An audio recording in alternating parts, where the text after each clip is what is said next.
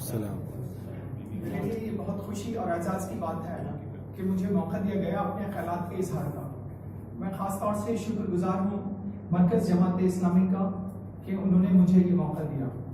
इस वक्त मेरा टॉपिक है the meaning of life, the Quran centric value education. Value का मतलब होता है abstract standards of human behaviour. Value education का मतलब होता है learning about self and wisdom of life. दरअसल education is a gradual process of acquiring knowledge. Education जो है वो एक प्रोसेस है नॉलेज हासिल करने का। नॉलेज के माने होते हैं अंडरस्टैंडिंग, समझ। दुनिया की टोटल नॉलेज को पास्ट, प्रेजेंट, फ्यूचर आप 4 हिस्सों में डिवाइड कर सकते हैं। Understanding about self, understanding about God, understanding about world, understanding about hereafter. मार्फत नफ्स, मार्फत खुदा, मार्फत दुनिया, मार्फत आखिरत। जैसे मेडिकल साइंस ये मार्फत नफ्स से मुतालिक है, जैसे ज्योग्राफी ये मार्फत दुनिया से मुतालिक है। तो क्वांटिटी के लिहाज से नॉलेज को 4 हिस्सों में डिवाइड किया जा सकता है। क्वालिटी के हिसाब से नॉलेज को 2 हिस्सों में डिवाइड किया जा सकता है, एक्वायर्ड नॉलेज और रिवील्ड नॉलेज।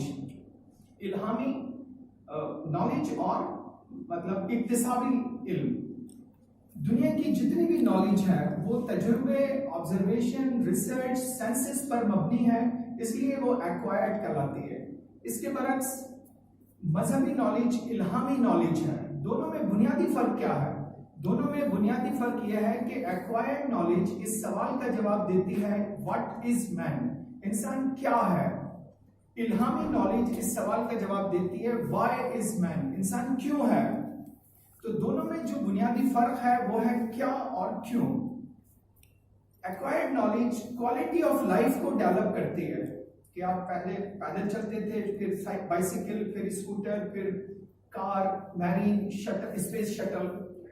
और जो रिवील्ड नॉलेज है वो क्वालिटी ऑफ मैन को डेवलप करती है कि आप ज्यादा से ज्यादा वेल विशर, कोऑपरेटिव होते हैं। तो दरअसल इस टॉपिक पर दरअसल इंसान के कुछ बहुत ही अहम बुनियादी सवाल हैं जिसको अल्टीमेट क्वेश्चंस कहा जाता है कि हम कहां से आए, क्यों आए, क्या हमारा कोई बनाने वाला है, अगर है तो क्या चाहता है, जिंदगी क्या है, जिंदगी की डेफिनेशन क्या है, मरने के बाद क्या होगा, हम आजाद हैं या मजबूर हैं, वगैरह वगैरह। तो इन सवालों को अल्टीमेट क्वेश्चंस कहा जाता है और दुनिया के सभी मुफक्किरीन ने इनका जवाब दिया है। तो ये सवाल हमेशा रहते हैं, जवाब लोगों के हिसाब से बदलते हैं। तो इसमें एक सवाल है कि जिंदगी क्या है, व्हाट इज लाइफ। तो इस सवाल का जवाब देने की कोशिश की गई है इस टॉपिक में कुरान की रोशनी में।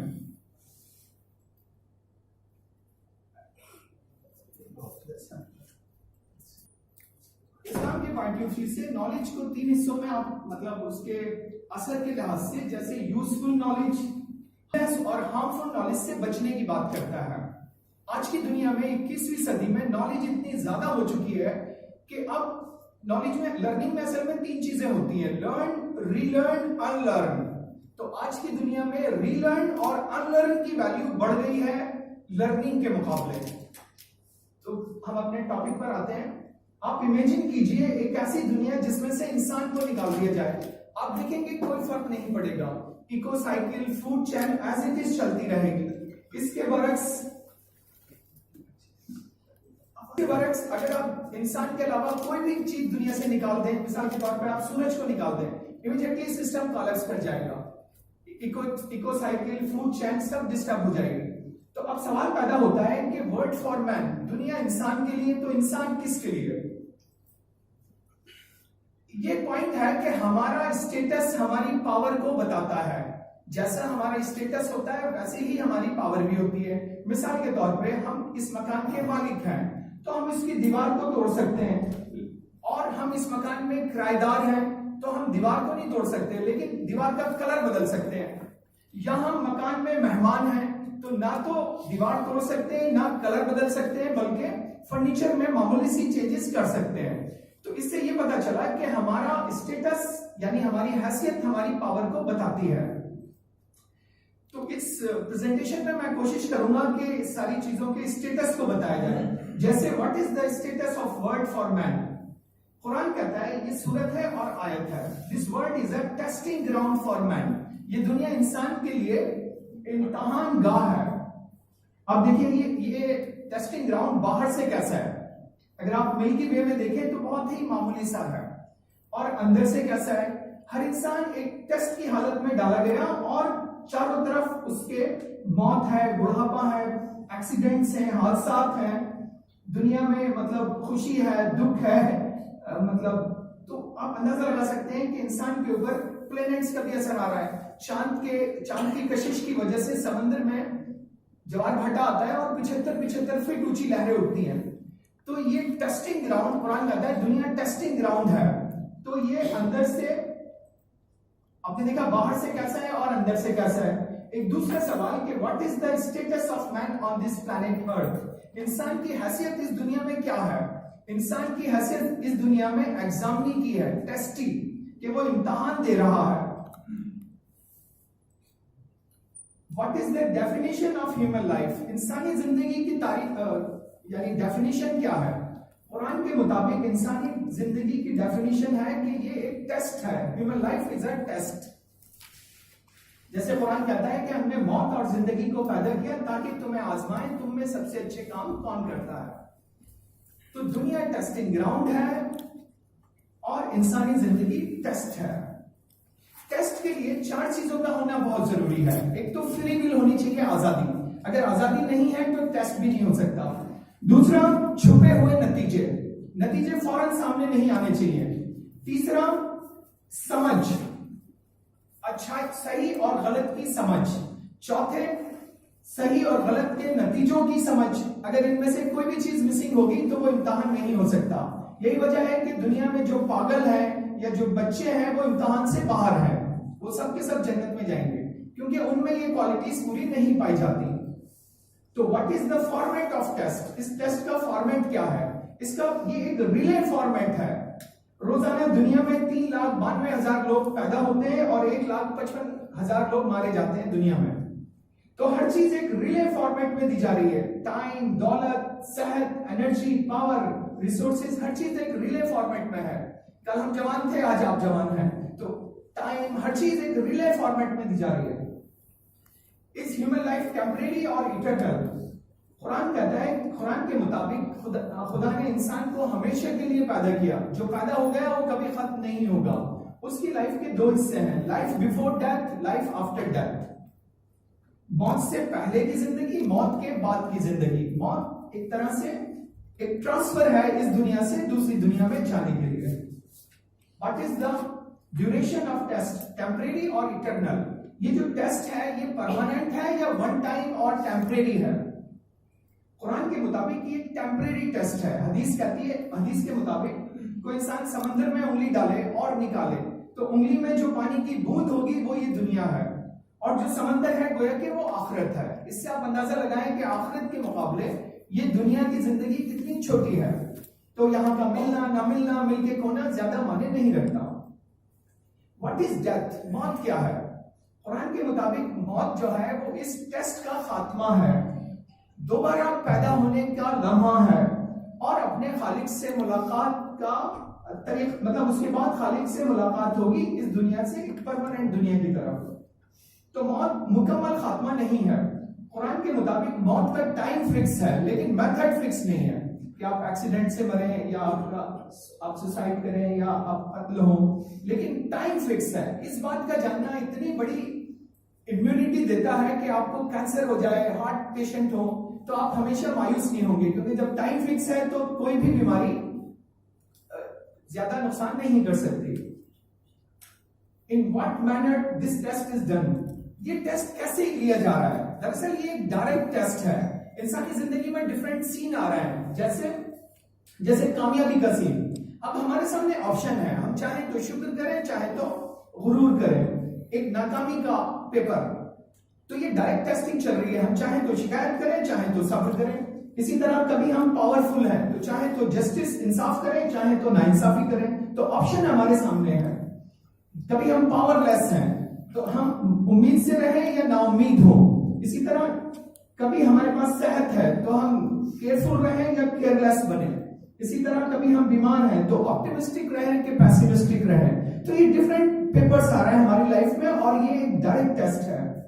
तो कभी गरीबी की हालत है तो हम स्ट्रगल करें उससे बाहर आने के लिए या हम सरेंडर करें। कभी अमीरी की हालत है तो हम कंजूसी करेंगे या हम सखावत करें। तो ये डायरेक्ट टेस्टिंग चल रही है मुसलसल। तो डायरेक्ट पेपर हमारी जिंदगी में हमारे सामने आ रहा है। In what other manner this test is done. दूसरा तरीका एक है इनडायरेक्ट टेस्ट। ये एक इनडायरेक्ट टेस्ट है। कुरान कहता है एक के जरिए दूसरे को आजमाते हैं। समाज में एक्सीडेंट हुआ, अब हम क्या कर रहे हैं? गरीबी है, भूखमरी है, जानवरों पर टॉर्चर हो रहा है। तो इस माहौल में भी हमारा टेस्ट है। एक तो डायरेक्ट टेस्ट है, एक इनडायरेक्ट टेस्ट है। कि ग्लोबल वार्मिंग है, तो कहने का मकसद ये कि ये डायरेक्ट टेस्ट भी चल रहा है और इनडायरेक्ट टेस्ट भी चल रहा है। Is God testing us beyond our natural limits? क्या खुदा हमें हमारी हैसियत से ज्यादा में आजमा रहा है? कुरान कहता है नहीं, ये जो भी टेस्ट है ये हमारी हैसियत के अंदर है। ला युकल्लिफुल्लाहु नफ्सन इल्ला वुसअहा। कितनी ही प्रॉब्लम आ जाए वो हमारे बर्दाश्त में ही होती है। यही वजह है कि जब हमें बहुत ज्यादा सर में दर्द हो हमें नींद आ जाती है, या बहुत ज्यादा बीमारी हो कोमा में चले जाते हैं। तो इस बात के जानने का फायदा ये कि कितनी ही बड़ी मुसीबत आए हमें मायूसी नहीं होती। What is the mode of testing? ये टेस्ट किस मतलब ये टेस्ट जो है बेसिकली ये जर्नी में लिया जा रहा है, सफर में लिया जा रहा है, किसी हॉल में नहीं लिया जा रहा। सफर की जो खुसूसियात है वही जिंदगी की भी है। सफर में इनसिक्योरिटी है, ह्यूमन लाइफ में इनसिक्योरिटी है। जब तक बच्चे घर नहीं आते डर लगा रहता है। सफर में डर है, ह्यूमन लाइफ में डर है। तो सफर की जो भी खुसूसियात हैं वो सारी खुसूसियात इंसानी जिंदगी में भी पाई जाती है। तो ये डायरेक्ट टेस्ट है, ये इनडायरेक्ट टेस्ट है, ये टेस्ट इन जर्नी, सफर में टेस्ट हो रहा है।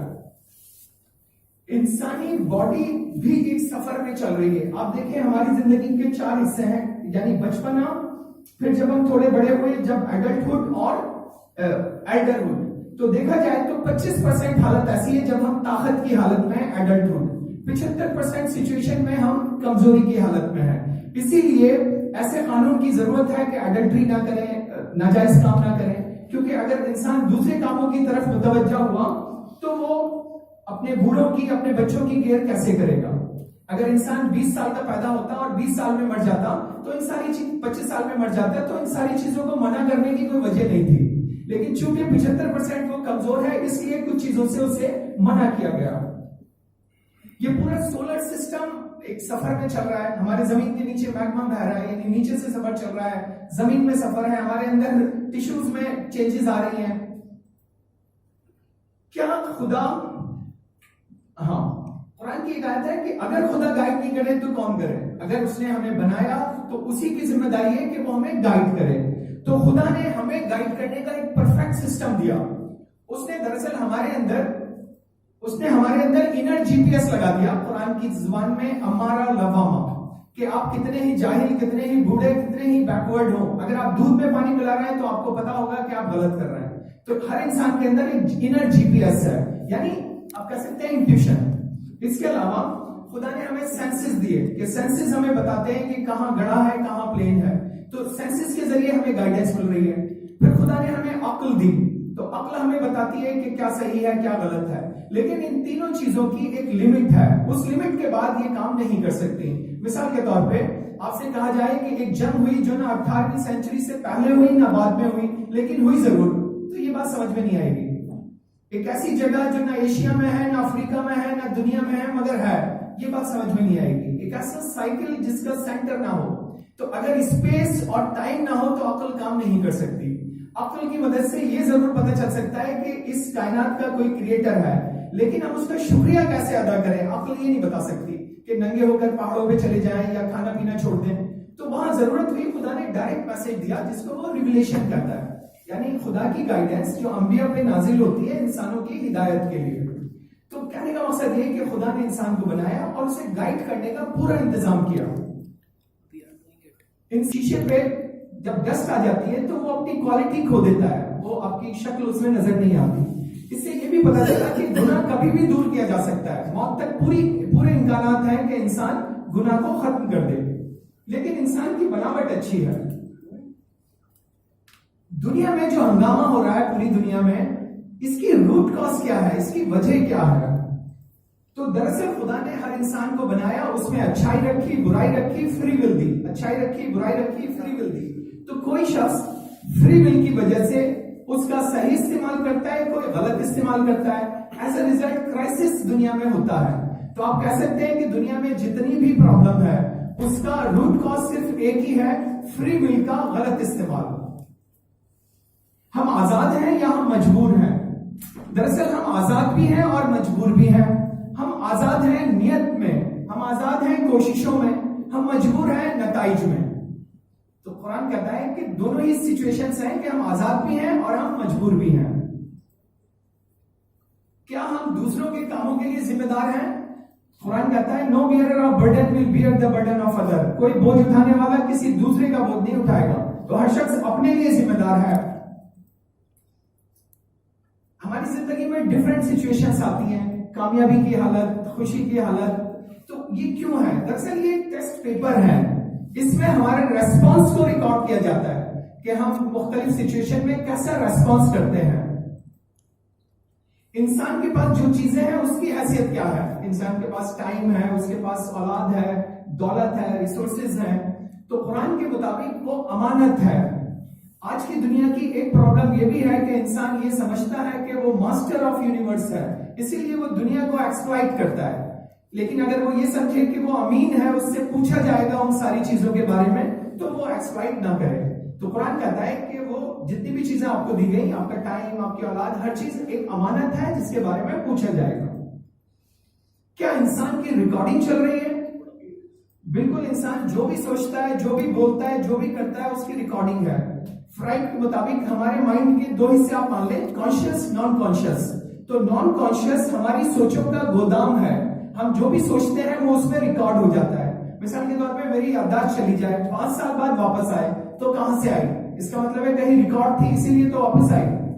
तो सारी सोचें रिकॉर्ड चल रही हैं। इसी तरह मैं जो भी बोल रहा हूं, अब तो साइंस भी इस बात को मानती है कि आवाजें कभी खत्म नहीं होती, बल्कि हमेशा फिजा में घूमती रहती हैं। काफी साल पहले टाइम्स ऑफ इंडिया में एक आर्टिकल आया कि आज इंसान इस लायक है कि वो माजी को रिकॉर्ड कर सके, लेकिन आवाजें मिक्स हैं। तो उस आर्टिकल में ये था कि जब फ्यूचर में हम आवाजों को अलग कर लेंगे तो क्या मसाइल पैदा होंगे। मालूम हुआ कि हम बहुत अच्छे दोस्त हैं, लेकिन हमारे ग्रैंडफादर ने आपके ग्रैंडफादर को मारा, तो एनिमिटी डेवलप हो जाएगी। तो हमारी आवाजें भी रिकॉर्डिंग में चल रही हैं और हमारी बॉडी से हीट वेव्स निकलती हैं। आपके जाने के 2 घंटे बाद यहां से आपकी तस्वीर ली जा सकती है। हो सकता है कि आगे चल के इंसानी साइंस इस एडवांसमेंट इतना हो कि 20 घंटे बाद भी तस्वीर ली जा सके, लेकिन ये प्रूव होता है कि इंसान की सोचें, उसकी आवाजें और उसके मूवमेंट्स, ये सब रिकॉर्डिंग में चल रहे हैं। जो खुद एक सवाल है कि ये रिकॉर्डिंग क्यों हो रही है? जिंदगी का मकसद क्या है? कुरान के मुताबिक खलक़तुल जिन्ना वल इंसा इल्ला लियअबुदून, हमें इंसान और जिन्नों को अपनी इबादत के लिए पैदा किया। इबादत का एक मफहूम है कि नमाज, रोजा, ज़कात, हज। दूसरा मतलब है कि इंसान जब खुदा को माबूद मानता है तो वो अब्द बन जाता है, यानी गुलाम। तो उसकी पूरी जिंदगी इबादत बन जाती है, यानी गुलामी। आप कह सकते हैं गॉड ओरिएंटेड लाइफ, यानी हर काम उसका इबादत है अगर खुदा की मर्जी के मुताबिक हो। तो इंसान के सामने 2 ऑप्शन है, या तो वो खुदा से कनेक्ट हो या फिर खुद से कनेक्ट हो। जो इंसान खुदा से कनेक्ट नहीं होता, फिर वो खुद से कनेक्ट होता है। यही वजह है कि खुदा से कनेक्ट होने में रिश्वत लेना गलत है, खुद से कनेक्ट होने में रिश्वत लेना अच्छा है। इंसान जो भी काम करता है उसके पीछे 2 मोटिवेशंस होते हैं, फायदा हासिल करना, नुकसान से बचना। आप कोई भी काम उठा के देखिए, उसकी जड़ में आपको यही मिलेगा कि आप या तो फायदा हासिल करना चाहेंगे या नुकसान से बचना चाहेंगे। तो तीसरा ऑप्शन कोई नहीं है। तो दुनिया में जो भी क्राइसिस है उसकी एक वजह यह भी है कि इंसान पूरे तरीके से खुदा से कनेक्ट नहीं है। कनेक्ट है और मगर पूरा नहीं है, तभी उसको वो फायदे हासिल नहीं होंगे। इस टेस्ट का रिजल्ट क्या होगा? इस टेस्ट का रिजल्ट होगा कि रिवार्ड और पनिशमेंट मिलेगा जन्नत और दोज़ख की शक्ल में। ये हमारा पहला घर, ये दूसरा घर, वो तीसरा घर और वो चौथा और आखिरी घर। तो जन्नत और जहन्नम रिवार्ड या पनिशमेंट की शक्ल होगी ये दूसरी जिंदगी में। तो life is a testing journey from Allah to Allah. Enjoy the journey, enjoy the destination. Thank you for listening.